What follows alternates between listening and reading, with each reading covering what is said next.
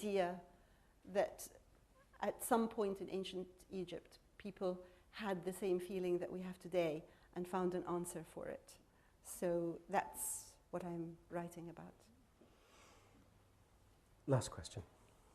Well, taking your credibility in both worlds, which you have established between the Western world and the Arabic world, don't you think you would consider as part of your political activism, in a way, to bring some kind of understanding, particularly to intellectuals, taking the chaotic political situation and this understanding between East and West?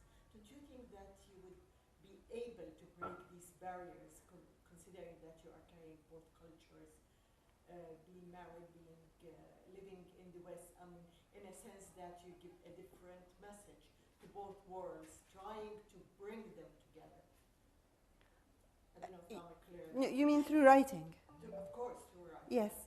Well, I think that's what I try to do all the time, but I think I'm not alone, actually. I mean, I think there are many, there are more and more of us now in various fields who are doing or trying to do exactly this. But I think that actually sort of practically everything I write is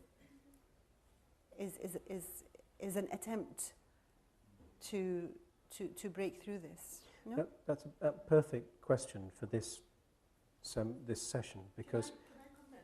I believe that the role of diasporas in the West in particular, we carry a very big responsibility in trying to build these understandings and bridges of at least, I don't know what's the exact word, but transcultural understanding, breaking borders, daring to criticize religion's negative roles. So being a credible writer. But I don't think it's, I mean, I'm not particularly interested in, for example, criticizing Islam on a Western platform, because I don't see what that would do except make me look very important.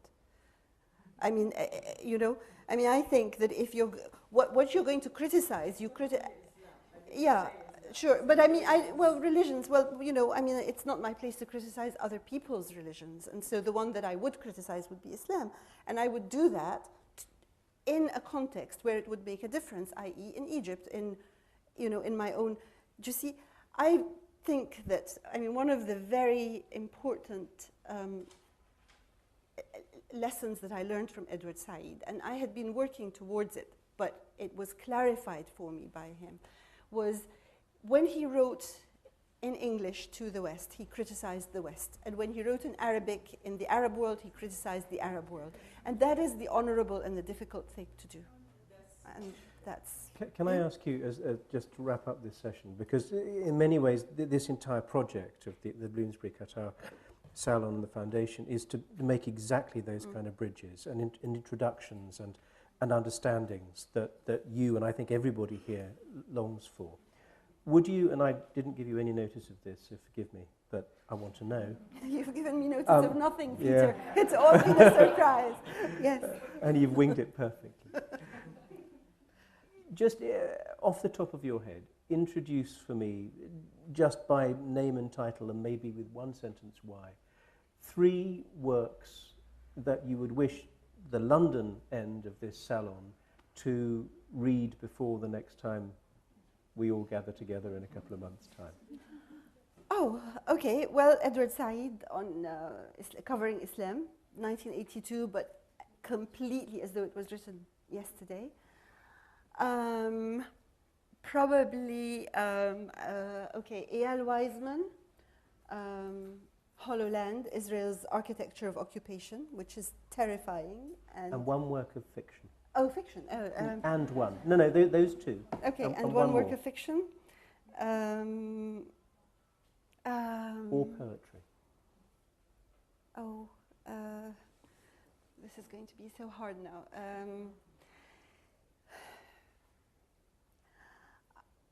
I would want to go for something Arabic, and I would go for a selection of poetry.